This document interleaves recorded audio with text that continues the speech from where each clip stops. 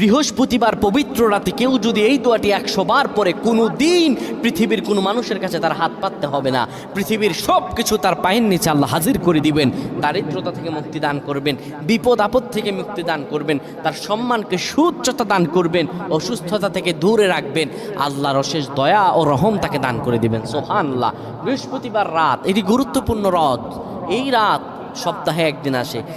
আরবিতে রাত আগে আসে, দিন পরে আসে। সুতরাং বৃহস্পতিবারের যে দিন গিয়ে রাত, এটি বৃহস্পতিবার রাত নয়, এটি শুক্রবারের রাত, এটি জুমাবারের রাত, এটি দোয়া কবুলের রাত, আল্লাহর কাছাকাছি হওয়ার রাত। সুবহানাল্লাহ। এই বৃহস্পতিবার রাত আল্লাহ তাআলা বান্দার দোয়া কবুল করেন। কেউ যদি বৃহস্পতিবার রাতে ঈশা নামাজের পরে পবিত্র হয়ে ইয়া হাইয়ু ইয়া হাইয়ু ইয়া হাইয়ু ইয়া রফিয়ু ইয়া রফিয়ু ইয়া রফিয়ু এই দোয়াগুলো পড়তে পারে 100 বার, আল্লাহ রাব্বুল আলামিন